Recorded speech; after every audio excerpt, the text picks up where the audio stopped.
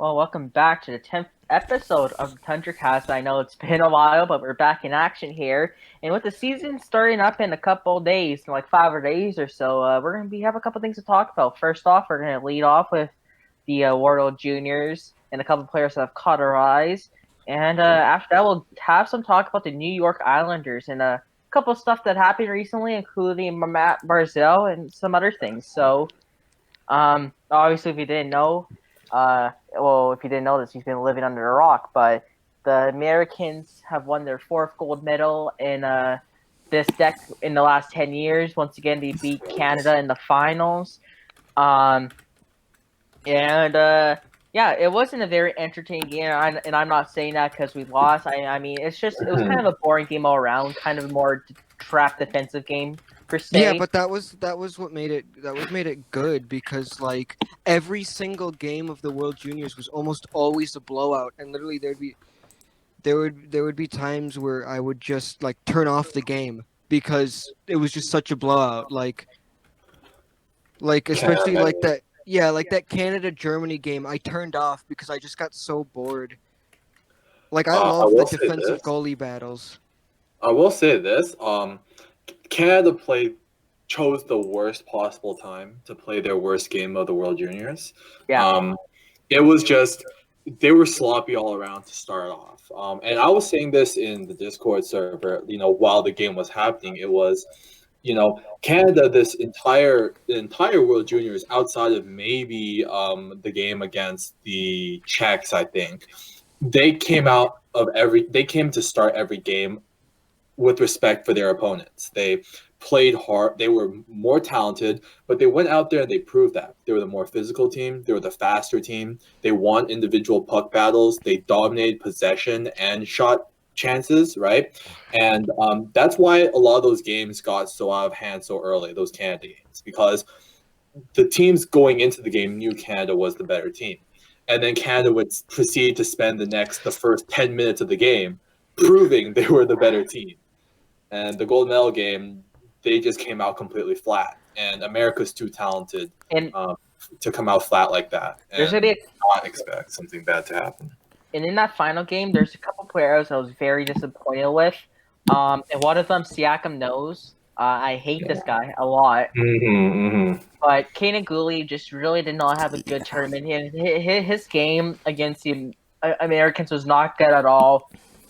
I mean, the only thing he did was just hit around, and that's the only thing Gooley does. He was terrible defensively. He keeps letting guys go by him. Like, if he's supposed to be a defensive presence on that blue line, he should be able to stop the Americans' best players, and yet he didn't do that. He was like, I mean, let's be honest. The most of Team Canada did not play well. I think Devin Levy or whatever it is, Levi, yes, Levi, sir. yeah, Levi. Devin Levi was the best player on Canada. And I mean, I feel bad for him. He battled it out. He made timely saves.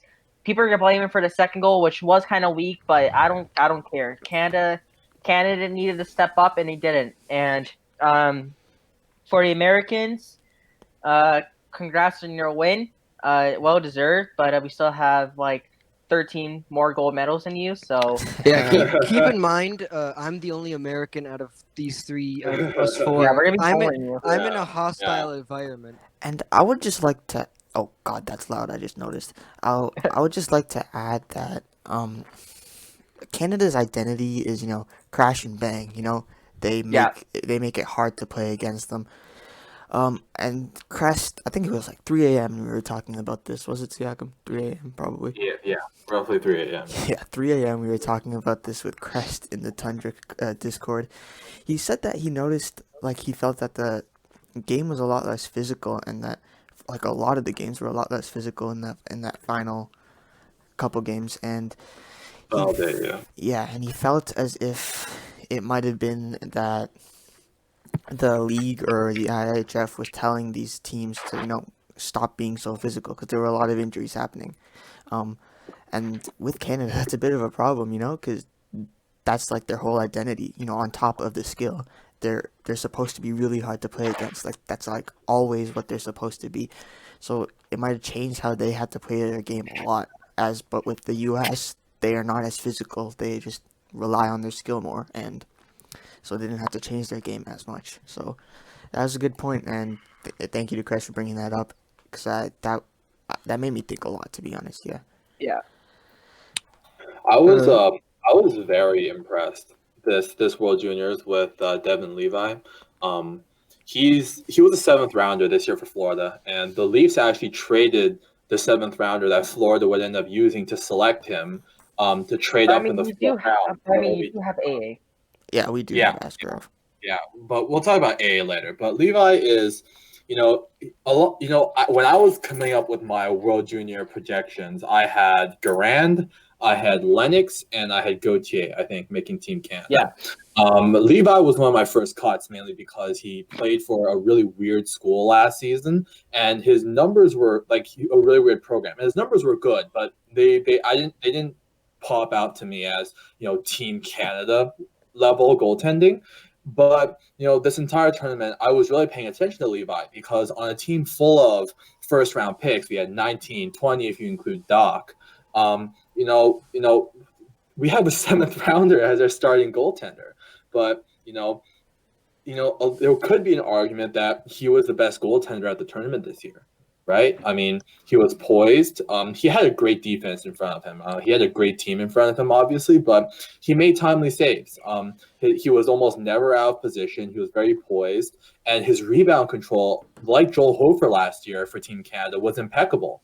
That's the one thing that really stuck out to me about Levi. He was always square, and he set himself up where no matter where the shot is coming from, he was in a position to control where the puck was going to go. He would be able to stop it with his chest, keep everything in front of him. While some other goaltenders that we'll probably talk about later, I noticed, they didn't seem as in control. If a puck was coming, they didn't know where they were going to go with it, how they were going to stop it. And, Levi's poise and rebound control really, really, really impressed me this tournament. I didn't see that coming. I didn't see that out of him. I didn't think that was going to come. And I also think that this tournament solidified that, once again, it's only the World Juniors. It's not really a good place to evaluate prospects because, I mean, we've seen a lot of guys that look steadily there, and yet they just turn to crap like Kurs Lazar, for example. Casey Milstat. Or Nathan McKinnon, who only scored 1 point in the World Juniors. It's not a good place to rate prospects, but I don't know. I think Levi has certainly turned some heads in the NHL world, and if he has another great year in college, Florida should consider maybe dealing Knight for some better assets that can help them because Knight, I know people are going to say he had 3 shutouts or whatever, but I don't know. There's always something about drafting goalies in the first round. Jack Campbell's a first rounder. I mean, well, Jack Campbell's also the best goalie in the league, but there's also Mark Visitin. There's other ones that I can think of. But there's always a risk to draft goalies in the first round, and I don't know. Knight didn't really impress me all too much. Just to be fair. But I mean, at the same time, you always do get goalies that are amazing that you draft in the first round. Of course, Marc-Andre Fleury. A lot of people think that he's the best goalie of the last decade. He went first overall. Carey Price. Who else? Yeah, I wonder who said that. Carter Hart. Carter Hart. Yep. He did go in the first. I mean, it's just the success rate on goalies is so... Actually, no, Carter Hart was a second-round pick. Carter Hart was a second-round He was a second-round pick, yeah. I do believe Vasilevsky went in the first round. Vasilevsky was the first. You know who else went in the first round? Malcolm Subban. So yeah. Well, goalies are such a weird breed. Like they are. It's so hard to even gauge a goalie. Yeah. And also there's a fact that the mental part of being a goalie is hard, and that is big, and it depends on the environment too. Like you could be playing, like I look at Frederik Andersen. He's playing against Toronto, biggest market. The media is always on you, and he manages to deal with it. But I don't know, you have another goalie who maybe isn't as strong mentally. He comes here, has a bad game. He has a city an area of almost like 6 or 7, more than that, probably million people dogging him. So there is a big mental part to that game as well. Yeah, goalies are super hit and miss. Even like even though like I like when a goalie does well at the World Juniors, we like to put them up on a pedestal, right? Like I just said how high I was on Levi, but sometimes you also have to keep in mind that like as Shane mentioned, prospects that do well at the World Juniors, especially goaltenders, aren't necessarily going to be great at the next level because goalies are such a wild card. Like I remember 2015 it was when we had Zach Ficali in net when Canada yeah. won gold. Right? That guy had a 950 save percentage and a 0.5 goals against average going into the gold medal game. He was absolutely insane for Team Canada that year. And a lot of Habs fans looked at him as, the heir apparent to Carey Price, right? Because, like, a lot of people don't watch junior hockey, right? The only junior hockey that they watch is the World Juniors. And they see this young local kid who's got the size that Carey Price did, very comparable size to Carey Price, and plays with a similar style to Carey Price and puts up absolutely insane numbers on the world's biggest junior stage, and they automatically expect big things. But I think part of that pressure is what got to him. And Ficali is playing in the ECHL this year, or he did last year, right? And he's basically not even with Montreal anymore, right? So we always do have to be hesitant, especially with goalies, not to expect too much of them too soon. Yeah, I can say the same thing. In 2017, when Tyler Parsons was the goalie for the United States, like Flames fans are like, "Oh my God, we have our goalie of the future. Parsons going to be a stud," and yet he's stuck in the ECHL. Well, I think a thing is like because goalies are such a weird breed. No one can say with a shadow of a doubt that they know how a goalie is gonna do. No one can say if it's a solid thing or not because goalies are such a weird breed. Yeah. You can even see that in the NHL where Bennison had a phenomenal rookie year in the next.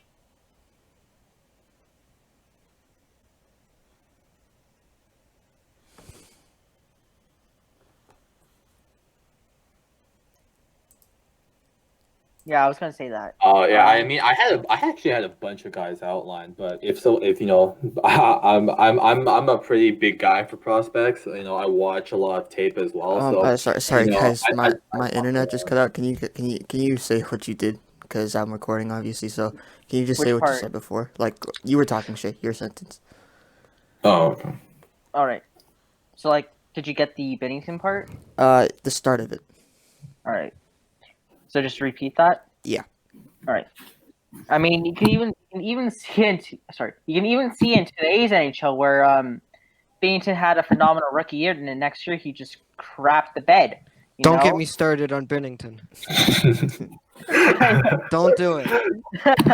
But yeah, I mean, like you guys said, goaltending is such a weird position that it's hard to judge. But I with all due respect to that argument, I think Levi. I don't know. I think Levi has a good chance of a good NHL future if he can continue what he did in college. Yeah, for sure. So I don't know if you guys have made your short list. I have a short list, and we've talked about a few of them. We've talked about Levi. We briefly mentioned Askarov, but there's a couple guys on my list of guys that I thought really impressed me or really like disappointed me this World Juniors. If you guys don't mind, I was just gonna do like the Predators prospects because they're the ones I have been. Yeah, let's just do our team's prospects. They're the ones that I've been personally writing notes about since the World Juniors started. Okay. Yeah, that's I mean, I have stuff on the Leaf on the big Leaf prospects too. Yeah, but since like day one of the World Juniors, I've been writing notes on all. Well, we can get to that. We can get to that right after, right? But just because for specifics case, right? We do overall guys first, and then we go into our individual. Yeah. And also, Siakam's our resident scout. He knows everything to know there is about prospects, so we're just gonna let him talk about them. That's why he's on this podcast. One player impressed us, and one player that disappointed us. Okay, well, I'm gonna go with long. Yeah, I'm gonna go with okay. So I'll just go with my two guys. And you can call me a homer. Because this prospect that really impressed me Well, I wouldn't even say impressed me or surprised me because I've been riding this bandwagon since the draft when they took this guy in the early third round.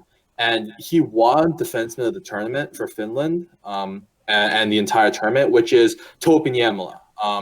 And I love this guy. I've been a fan since I was looking at the 2020 drafts ahead of the draft and looking at potential guys the Leafs could take in the first and second round.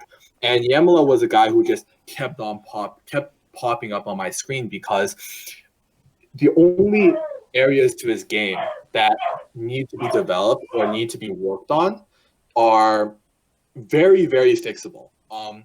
The thing about Niemela is he's such a smooth skater.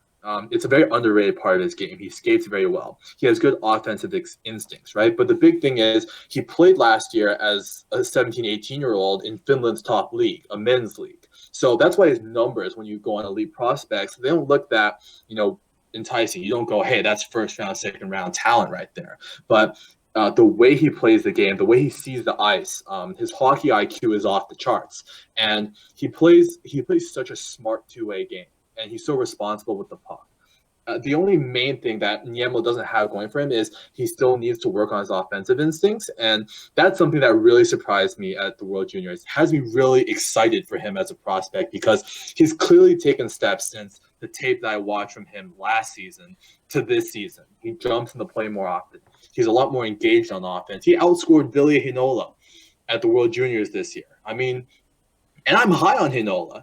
And on top of all that, right now he's a right-handed shot, and all he really needs to add is more weight. He's still young. He's like 6'1". He just needs to add a couple pounds and get, maybe grow a little bit. And he could, as a Leafs fan, I'm so excited for what he can bring to the table. I think, especially the offensive production that he's shown so far in the World Junior. He showed this year in the World Juniors, the improvement on that end and his awareness. I mean, I think the sky's the limit for this kid. I said he was going to be a top 4 defenseman one day for the Leafs when we drafted him. I'm even more certain of that now. He's a phenomenal talent. And this isn't me just overreacting about a prospect. This is a guy I've loved since day one. And someone you're down on, Siakam? Someone I'm down on? I mean, this one's pretty obvious. I'm not going to talk about the other one because Byfield. Yeah. This one, Byfield was absolutely abysmal this World Juniors. Here's the thing. People are going to look at it and say, wow, he had 7 points in 7 games. Six of those points came in one game. Against, the Swiss. Exactly. It was bad. Yeah, I'm going to agree with you on being low. I'll let you guys go on Byfield. There's just not much to say about him. He had an abysmal World Juniors first returnee. Yeah, and someone I'm high on, I gotta agree with Siakam, because when I first saw that, what's his name, Niemela was drafted, I thought he was gonna be a decent defensive guy, like a pretty good defensive guy, because from I could see that was his big strength. I didn't see too much offensive potential, but then he completely proved me wrong at this World Juniors.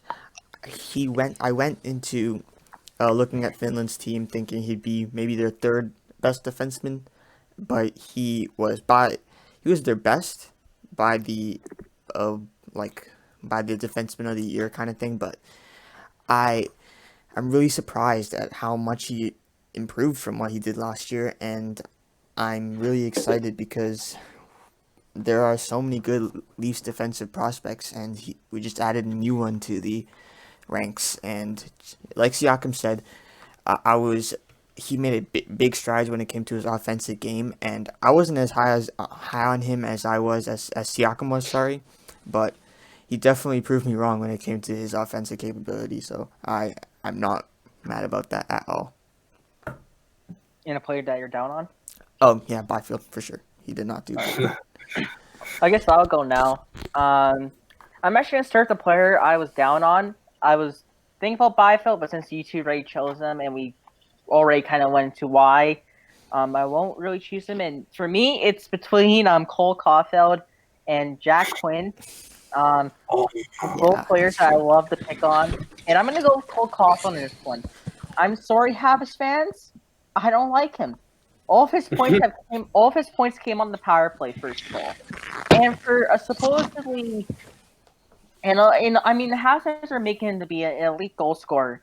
I don't know. He was on the top line with Trevor Zegras, who, by the way, had 18 points, and I'm mauling him because I wanted him back in 2019, and we took Broberg. No disrespect to Broberg, I like you, but Zegras would have been special. But I mean, Caulfield was really disappointing. This was his second World Juniors, and he really didn't improve that much. Only 5 points in 7 games. Once again, all on the power play, and I mean, 2 goals in 7 games for the supposedly best sniper in the tournament just doesn't cut it for me. And same thing with Jack Quinn. I mean, the only reason why he made the team was just because Andre Turney was the head coach. Yeah. As much as they hate on the Penguins and their prospects, Poulin should have made the team instead. Easily. And yeah, Quinn making the team was mind-boggling. I don't know how he made it. But yeah, those 2 players were really disappointing for me. And the player that really caught my eye, and he's kind of going a bit under the radar right now because no one seems to be talking to him. He was on Team Germany. And Peterka. Stützle and Peterka is getting all the hype. But this guy has gotten really no coverage at all, and that's Florian Elias. 9 points in 5. Yes. Florian Elias was one of the best forwards on that Germany team. While Stützle was there doing the playmaking, and Peterka was there getting the goals, and Elias brought that menacing two-way game, and as well he can put the puck at the back of the net. 9 points in 5 games. I believe someone fact check this, but I believe he's NHL eligible this year. So, because I don't think he has been drafted yet, right? I believe so. I don't think he's been drafted. Yeah, prospect eligible for 2021. I think he's going to be a stud. Like, if he can light up the German leagues and continue his performance here, I take a flyer on him in the late first round, early second round, just like Peterka, because he has a lot of skill, and I don't know. There's something to his game that I just really like, and for a guy that no one knew coming into the tournament, he certainly made a name for himself. And next year he will be back there with Peterka, and Germany's going to have a damn good squad next year too. Yeah, for sure. And Rossi. I'll start with someone I'm high on, and I would say I'm very high on Dylan Cousins. Oh yes. Yeah. I know. Like he basically came in, had to take the rotating captain mantle after Doc got injured, and it seemed like he just owned it. Like he just went with it, and he just impressed me so much to the point of like I legitimately thought like he should have been picked a lot sooner than he did just because of his play. Yeah, he definitely was great, especially because Doc wasn't there. He had to step into that top forward role, and he did it really well. Yeah, and he thrived in it. He didn't let anything really get in his way. The one thing about Cousins that I noticed at the World Juniors was almost every single shift he was on the ice, he flashed on the screen. He was doing something, always. He was either winning a puck battle, making a defensive play, scoring goals, setting up teammates. Like he's a great talent, right? But one thing about him that I really loved watching this year at the World Juniors was how hard he played, how often he made winning plays for his team. And putting us even if you took Dylan Cousins' tournament this year and you took away all the goals and all the assists that he had as Canada's 1C, he still had an amazing World Juniors. Even if he had 0 goals and 0 assists for the entire tournament, the way he played those games, he was Canada's best forward by far, and it's not even close.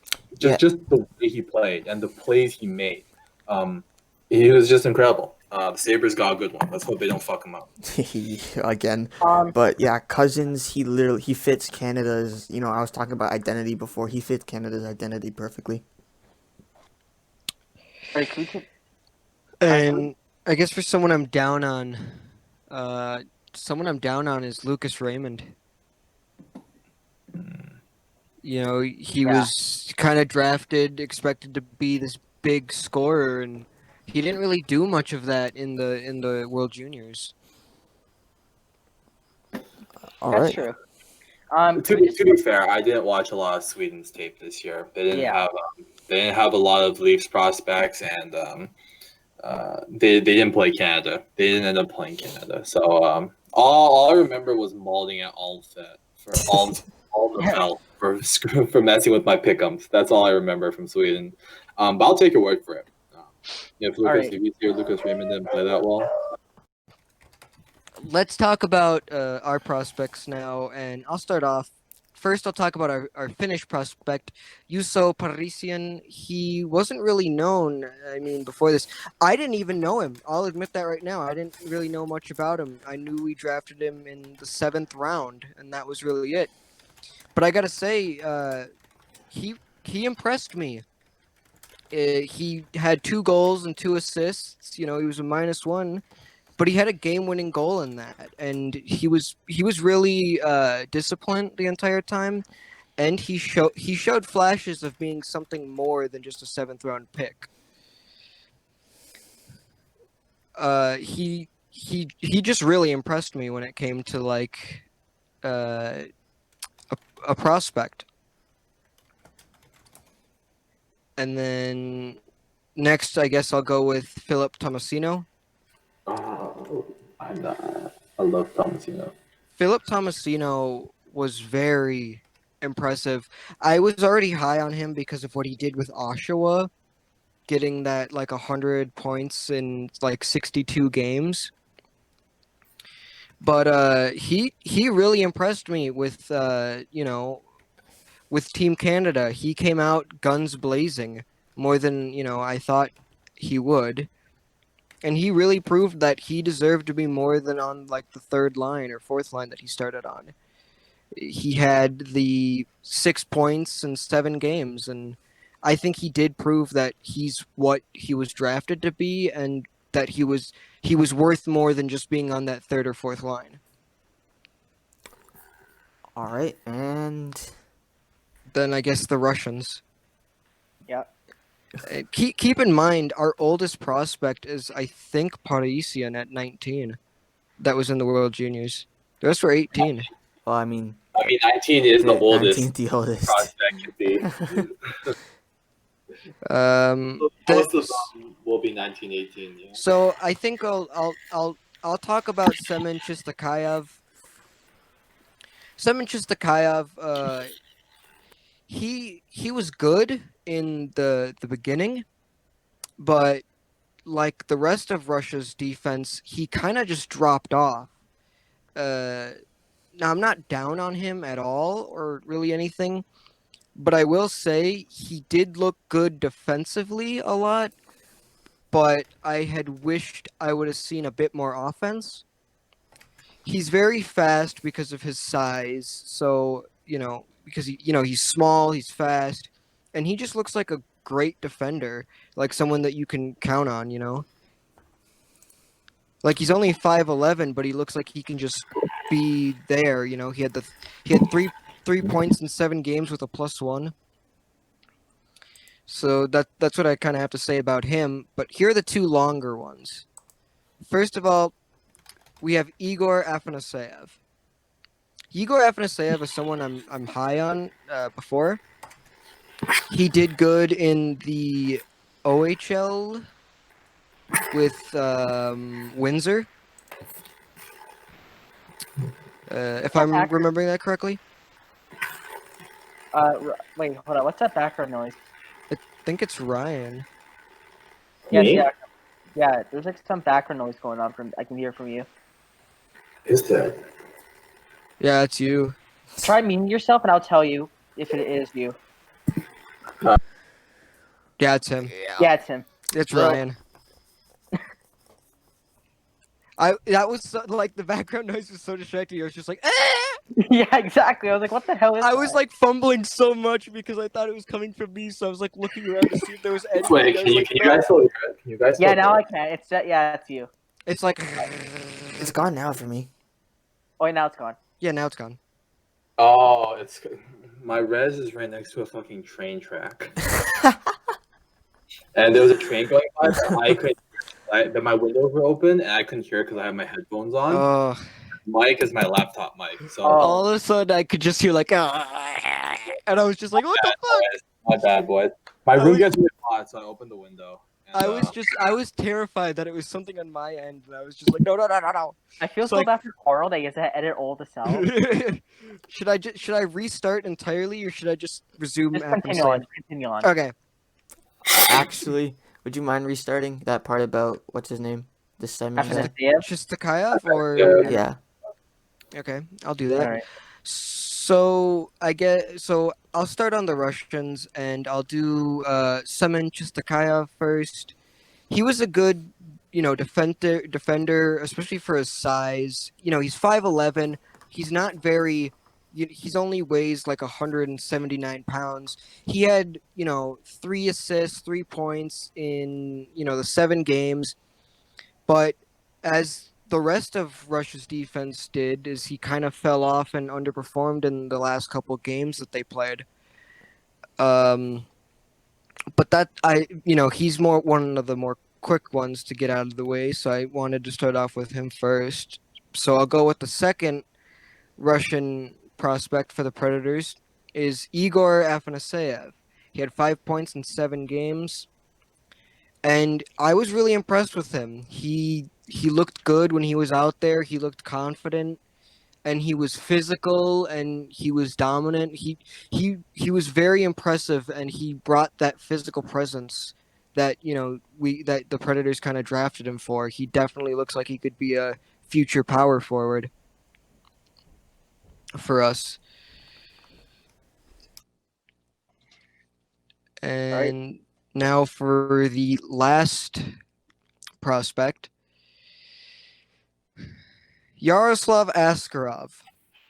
He was drafted 11th overall, as you know, and as everybody knows who's a part of the Discord server, I am very, very, very high on him. Yep. Very. Yes, can attest to that. Very. But I will say this.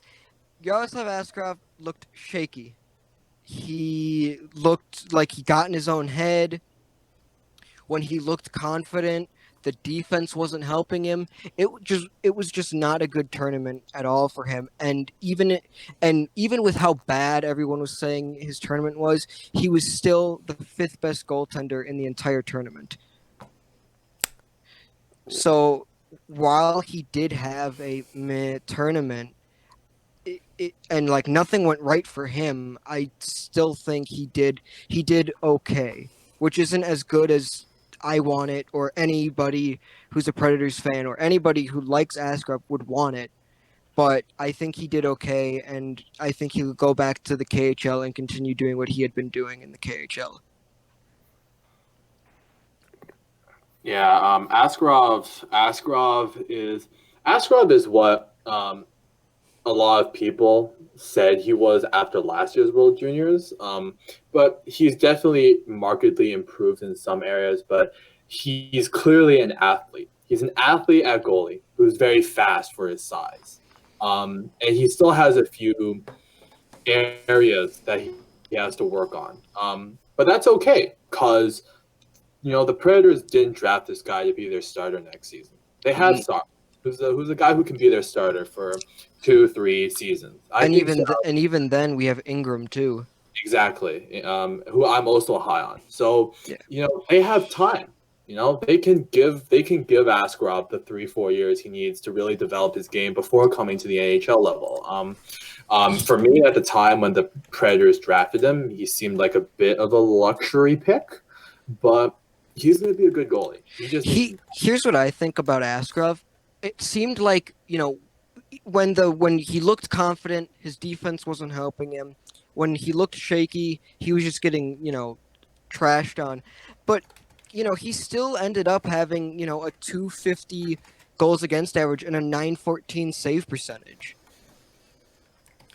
And it's kind of weird because you look at that with the 250 goals against average and 914 save percentage. That's a bad tournament for him. And you look at what he did and you look at what he's doing in the KHL. He has a .96 goals against average with a 962 save percentage. So I think maybe he got in his head a little too much during the World Juniors, especially after last year. Especially with how Coral said how such a big portion of the playing goalie is a mental aspect. I think he got in his head a bit. All right. Yeah. Is that all you got to say, Rossi? That's all I gotta say about the Predators prospects. All right. It's up to Shay now. Edmonton. All right, are we ready? Yep. All right. All right, so there's only 2 prospects for the Oilers at the World Juniors. One of them, I guess I'll start with Phil Broberg. I mean, first of all, I feel bad for the guy. First off, that Sweden had that 56 game winning streak in the what's it called, round robins, and that, I mean, his team unfortunately lost that streak. But another thing is that he's just been injured all tournament, and yet I don't know why the coach kept deciding to play him 24/7 and on the top pair on the PK when he knows he has a groin injury and a shoulder injury, which can hurt the kid's confidence, first of all, and secondly, it can make him get injured even more. I didn't understand it, and I mean that's why. And I think that's why Broberg didn't really have the best tournament, because he was injured and the coach kept fucking playing. Okay, I should not swear, but the coach kept. Okay, the coach kept freaking playing him. All right, and I mean, it's tough for him because this is his 3rd World Juniors and it's gonna be his final one. Because next year he'll be at the Oilers training camp and probably will make the team. And it sucks that he won't even get a gold or silver medal in his time at the juniors. And I mean, he was the captain of that team, and I mean, it just must suck. But I have high hopes for him. I know a lot of people aren't the highest on him. I am. I have a lot of hope for him, and yeah, I'm excited to see what he can do once he recovers from that injury. And yeah, and the second prospect is Dylan Holloway. People are gonna look at Holloway's stats and say he was garbage. Holloway's job was not to bring offense to the team. His job was to shut down the other team's top players, play defense, and play a physical role. And that's what he did for the last couple of games, honestly. His first couple of games, he was off to a slow start. Apparently, he was dealing with a minor injury. But yeah, his last couple of games of the tournament were his best games there.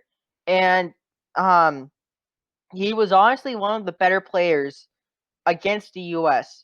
Yeah, he didn't really do anything offensively, but when the Americans were in the Canadian zone a lot of times when Dylan Holloway was out there, he'd get the puck out and he'd start a forecheck in some way, shape, or form, and he played physical, and that's what they need. I mean, it sucks that he couldn't really do anything offensively in the tournament, but there's always room to grow there. I know that was one of the biggest wild cards of his game when being drafted, that he is a for sure NHLer. He's probably the most NHL ready, but he doesn't have a lot of upside compared to guys like Amirov, compared to guys like Mercer. And if he can work on that in Wisconsin with the Buck Cole Caulfield, I think I think the Oilers have a good player in there. I know people, once again, people are gonna say he had a terrible tournament. Ira, I'm calling you out on that.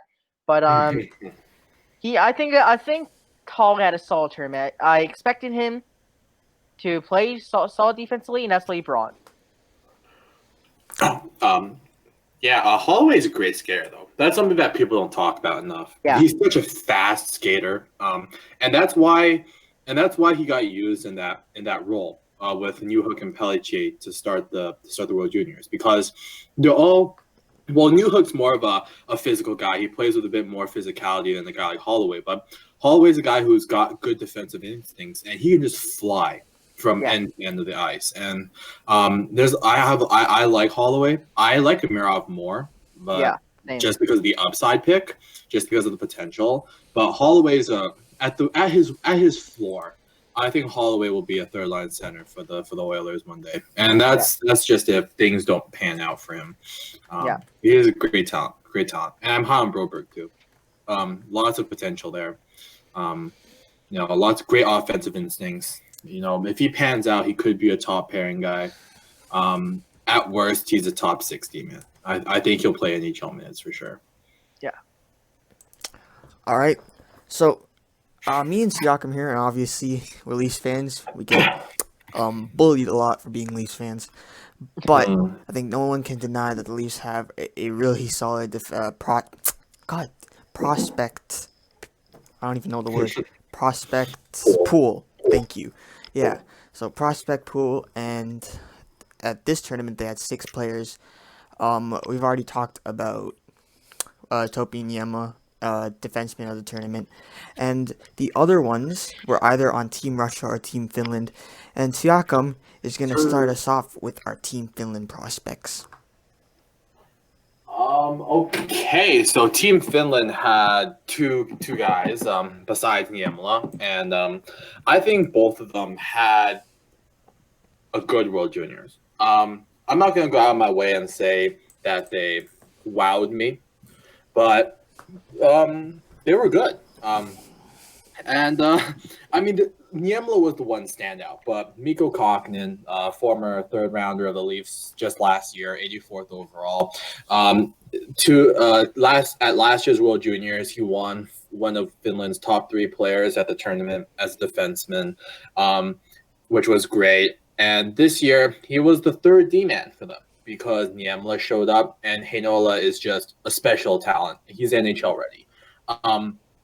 And you look at Kokkonen's numbers. I think he only had like 1 point this World Juniors, right?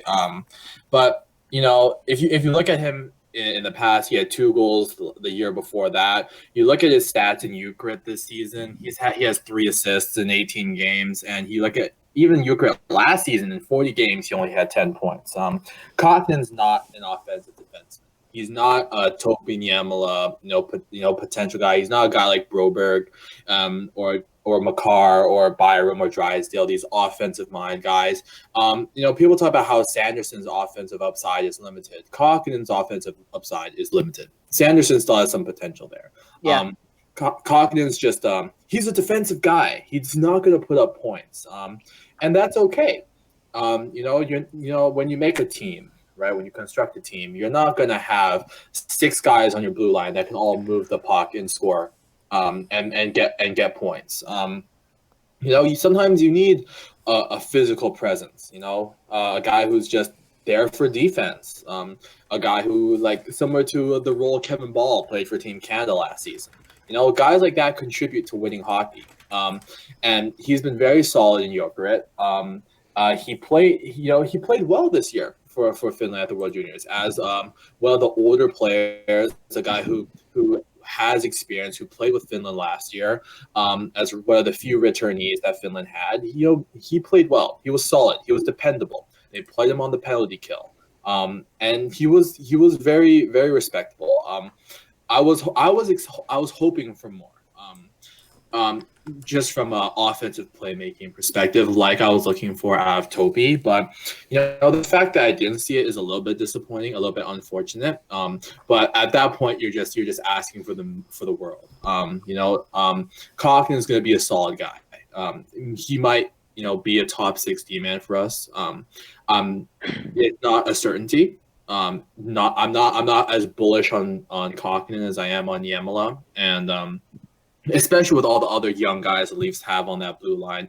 Kokkonen might be a guy who never plays a game in a Leafs jersey, but he's definitely got the floor to do so. I think he could be a top 60 man for us, a bottom pair guy, like a Bogosian type, with a bit more skating ability. A Bogosian can't skate to save his life. Hervinen is, again, solid. He just had a really solid camp. He was almost point per game. He had 6 points. In seven minutes. He's only 5'9", and that's something that team, other fan bases and fans are going to pick at. Oh, the Leafs! Look at the Leafs drafting another short winger from Europe. Where's the 6'3", 200-pound Canadian kid, right? Herman is a short guy, but he's got lots of talent, and this is going to be something that you notice a lot of with this year's draft for the Leafs. They went with a high hockey IQ player. Herman's 5'9". he's undersized, but he sees the game so well, and that's something that again is going to repeat when you talk about these Leafs prospects from this year's draft class. Because I think there was an emphasis on that. He reads the game well. He's defensively responsible. He comes back and gets the puck. He plays hard, and he can put the puck in the net as well at a decent clip. I think last year as a 17-year-old in Finland's top league, the guy had 16 points in 52 games. I mean, that's not bad. That's not bad for a 17-year-old. Yep. And he's going to keep improving, and I'm hoping he's going to grow a little bit, maybe get 5'10", 5'11", add a little bit more weight to him. But, the Leafs need guys like that. We have our guys like Matthews and Marner, guys that can just put the puck in the net at will, or play make and have a great offensive skill set, right? We need guys like a Zach Hyman or Ilya Mikheyev, right? We need more of those guys down the line, and that's what Herman is going to be if he grows a little bit, and adds a little bit of weight. He's got the potential to be one of those guys because his hockey IQ is already there, and his limitations are his physicals, and I'm okay with that because, as a lot of players like Martin St. Louis have shown, you don't have to be big in the NHL to have success, as long as you play with the right mentality. And I think Herman is going to be a great player for the Leafs one day, probably third, fourth line. I don't want to boost too many expectations for him, but he's got the talent, and I like him as a player. All right. Well, I'm going to move over to Russia, and I'm going to start off with Mikhail Abramov. Now, Abramov was in and out of the lineup. For what reason, I don't know why, because he played really good while he was in the lineup. He had 3 points in 5 games. Should have been 7 games, but whatever. And he had the 1 goal, he had the 2 points, and that's his game. He is really, really offensive. He's not the biggest guy. He's 6 foot, 185 pounds, so he's not small either. But his whole thing is his offense. Last season, in the QMJHL, he had 76 points, 63 games. So, like I said, offense is his game. He has to improve on his defensive game. He has to maybe be a bit more tenacious, but there is a lot in front of this guy. I honestly see him as one of the steals of the draft for the Leafs in the 4th round at 115th overall. He could be someone that slots into the Leafs top 9 at some point in the future. So I myself, I'm really high on him. But yeah, he did have a decent World Juniors. I feel like he should have played more, but it is what it is. But yeah, I do think. Is he going to be back next season? No, he's not going to be back next season in the World Juniors. He's not. Yeah, but I do think he'll end up playing on the AHL at some point next season, and I do have a lot of hope for this guy. And the second one is Rodion Amirov. Now, I don't think there's anyone in this call right now that is low on Rodion Amirov. I know Shay loves him, even though he hates the Leafs. I don't know about Rossi. I love him. Shay loves him a lot. I don't know about Rossi. Rossi, what do you think? What about Rodion Amirov? Oh, I love Anamirov. Anamirov, yeah. Anamirov. I love him. Yeah. But oh, wait. Am I not supposed to say that because I'm not a Leafs fan? It's all right. No, I don't like him. Leafs bad. Bad. Leafs bad. But yeah, Amirov, he is such a good playmaker. I think that's his big thing. He is a really good playmaker. But I didn't see too much out of him in this World Juniors. He had 6 points in 7 games. I was hoping he'd be above point per game, but it is what it is. But there is a very, very bright future ahead of this guy. At least drafted him at 15. A lot of people were mad about it for some reason. I guess they just wanted Caden Gooley, which Shay, yeah. Okay. But I myself am really happy. He's pretty skinny. I'm not gonna lie, 6 foot, and he's only 168 pounds. But the Leafs have that sports science in their belt. They will make him a beast, no question about it. But he has a really good chance of slotting into the Leafs top 6 at some point in the future, and he's going to be playing in the I guess KHL it is this season, and he's already had 8 points in 23 games in Russia. Yeah, he's jumping around. Yep. Yeah. So, but I think he's going to be mostly playing in the KHL, which is, of course, Europe's top league. And he's already had 8 points in 25 games, which, I mean, it isn't amazing, but he's only 19, so I don't expect too much. But I do think he'll end up coming to the AHL at some point, and he's going to start making his step to the Leafs in not too long. And of course, the last Leafs prospect at the World Juniors, Artur Akitimov. Aktiamov. Yeah, no, I'm not gonna lie, I don't know how to say his name, but Call him AA. yeah, AA. Yeah, it's Aktiamov, but whatever. Sorry. AA works too. Yeah, he did not play. He played once. He did pretty good. 944 save percentage, 1 goal on 18 shots, but he probably should have played more, to be honest. Yeah. Because we talked about Askarov before. He was not that great. But I was really expecting AA to start the bronze medal game for Russia. That's why I voted for them in pick'ems. I was like, Askarov's not starting. They're gonna win now. But yeah, that you know what? I thought the same Stop thing. it. This is all ban word. This is bullying. But yeah, he didn't play that much, so there isn't much to go off of. But from his time in the MHL, VHL, KHL, he does look like he's going to be pretty good in the future. For sure. All right, I think that is going to wrap up our World Juniors, is it? Yep. Yeah. I think that's it. Well, in that case, thank you very much for listening, and from all of us at the Tundra Cast, have a good day.